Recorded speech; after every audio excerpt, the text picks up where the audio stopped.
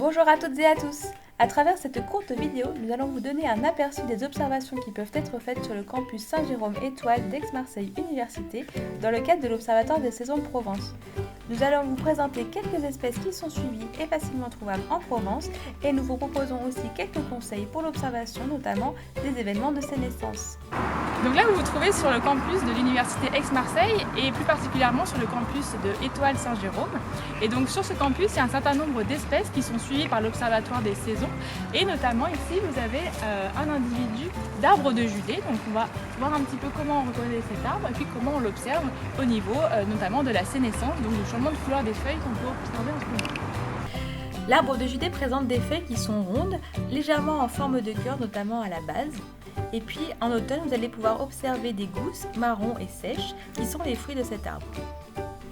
Au printemps, les fleurs qui sortent sont roses et en général très nombreuses. Ici, vous avez une fleur qui est sortie au mois d'octobre, ce qui est plutôt inhabituel et qui mérite d'être notée pour l'Observatoire des saisons. Pour confirmer cette identification, n'hésitez pas à consulter les fiches qui sont disponibles en ligne pour toutes les espèces du programme.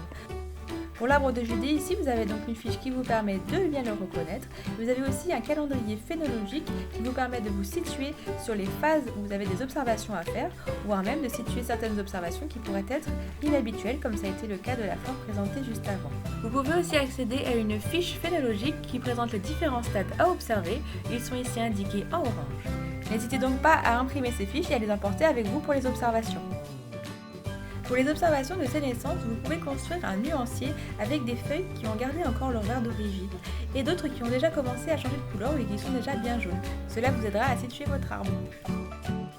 Pour observer un arbre, on peut commencer par l'observer de loin dans sa globalité. Et puis ensuite, il ne faut pas hésiter à faire un tour de l'arbre parce qu'il peut y avoir des différences d'une face à l'autre. Il faut penser à l'observer depuis sa cime aussi jusqu'au dessous du feuillage. Vous pouvez également vous approcher pour regarder un peu plus dans le détail les différents stades à observer. En faisant ces observations de près sur plusieurs branches et sur plusieurs phases de l'arbre, vous pouvez voir si cela peut s'étendre à l'ensemble de l'arbre et si cela peut rejoindre les observations que vous aviez faites de plus loin auparavant pour avoir au final une estimation globale du stade de l'arbre. Donc là, on est face à un amandier, donc une espèce que l'on peut aussi suivre dans l'Observatoire des saisons.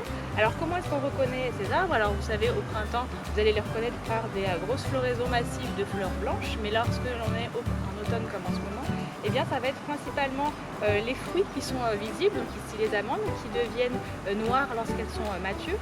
Chez l'amandier, en automne, en plus d'observer les fruits, nous pouvons également observer le changement de couleur des feuilles comme chez l'arbre de Judée. Comme tout à l'heure, les observations vont pouvoir se faire de près, mais aussi au niveau de l'arbre dans son ensemble. Pensez bien à faire des observations sur au moins 2 individus lorsque vous vous intéressez à un arbre. Ces arbres doivent être séparés d'un minimum de 5 mètres et d'un maximum de 500 mètres.